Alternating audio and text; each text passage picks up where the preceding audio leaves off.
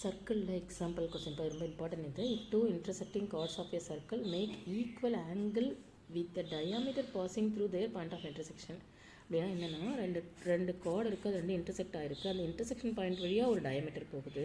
அந்த டயமீட்டர் இந்த கார்டு கூட மேக் பண்ணுற ஆங்கிள் ஈக்குவல் அப்படின்னு கொடுத்துட்டு இது வந்து கார்டை வந்து ஈக்குவல்னு ப்ரூவ் பண்ண சொல்லியிருக்காங்க. கொஸ்டின் நல்லா புரிஞ்சுக்கோ. இப்போ நான் இதே மாதிரி பிக்சரை நான் உங்களுக்கு கொஞ்சம் தெளிவாக போட்டிருக்கேன். ஸோ இதுதான் கொடுத்துருக்காங்க. ஏபின்றது ஒரு கார்டு, சிடின்றது ஒரு கார்டு. இந்த பாயிண்ட் ஆஃப் இன்டர்செக்ஷன் வழியாக என்ன போகுதுன்னா ஒரு டயமீட்டர் போகுது.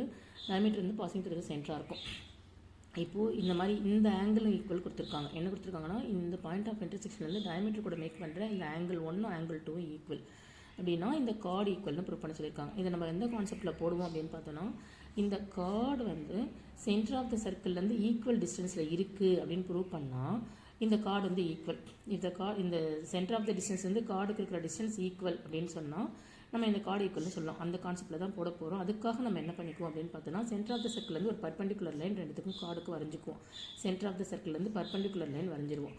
வரைஞ்சிட்டு இந்த ரெண்டு ட்ரையாங்கிள் எடுத்து கான்வென்ட்னு ப்ரூவ் பண்ணுவோம். நம்ம அதில் எக்ஸ்பிளைன் பண்ணிடுறேன், அப்புறமா ஸ்டெப்ஸை காமிக்கிறேன். இது எப்படி ரெண்டுத்தையும் கான்வென்ட் ப்ரூவ் பண்ணுவோம்னா, இந்த எல்இஓவையும் எம்இஓன்ற ட்ரையாங்கிளையும் எடுத்துக்கிட்டோம் அப்படின்னா இந்த இஓ ரெண்டு ட்ரையாங்கிளுக்கு இஓ வந்து காமன் சைடாக இருக்கும். ஆங்கிள் 1க்கு ஆங்கிள் 2 ஈக்குவல். நம்ம இப்போ ஆங்கிள் 3 ஆங்கிள் 4னு ப்ரூவ் பண்ணால் மட்டும் போதும். இது ரெண்டு எஸ்ஏல கான்கிரண்ட் ஆகிடும். கான்கிரண்ட்டாக இருந்தால் இந்த ரெண்டு டிஸ்டன்ஸும் எல்ஓவும் எம்ஓவும் சிபிசிடியில் ஈக்குவலாக இருக்கும். இந்த ரெண்டு டிஸ்டன்ஸ் ஈக்குவல்னா கார்டு ஈக்குவல். இந்த கான்செப்டில் தான் போட போகிறோம். இது அப்படியே நான் உங்களுக்கு ஸ்டெப்ஸை காமிக்கிறேன். ஓகேவா?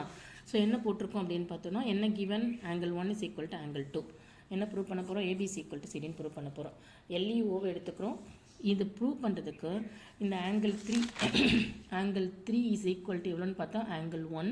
இந்த மூணுத்தையும் ஆட் பண்ணால் இந்த ட்ரையாங்கிள் எடுத்துக்கிறோம். ஆங்கிள் 1 ப்ளஸ் ஆங்கிள் 3 இது 90. இது மூணுத்தையும் ஆட் பண்ணால் 180.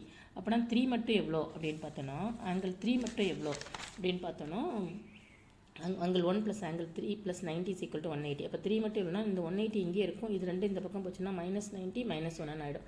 180ல் 90 போச்சுன்னா 90 -1. இதே similarly angle 4 is equal to 90 -2ன்னு ஆகிடும். ஓகேவா? ஆங்கிள் 3 வந்து 90 -1, ஆங்கிள் 4 வந்து 90 -2 அப்படின்னு ஆகிடும்.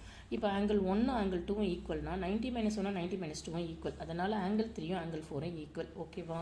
இப்போ ரொம்ப ஈஸியாக நம்ம என்ன பண்ணிடலாம், இந்த ரெண்டு ட்ரையாங்கிளை எடுத்துக்கிட்டு எல்இஓவையும் எம்இஓவையும் எடுத்துக்கிட்டு EO common side angle 1 angle 2 equal, angle 3க்கு ஆங்கிள் 4 ஈக்குவல். அதனால் ஏஎஸ்ஏல இது கான்கிரண்ட்டாக இருக்கிறதால எல்ஓவும் எம்ஓவும் சிபிசிடி, இந்த எல்ஓவும் எம்ஓவும் ஈக்குவலாக இருக்கிறதால ஏபி வந்து சிபியும், ஏபிக்கு சிடி வந்து ஈக்குவல்னு ப்ரூவ் பண்ணிவிடுவோம். அவ்வளோதான்.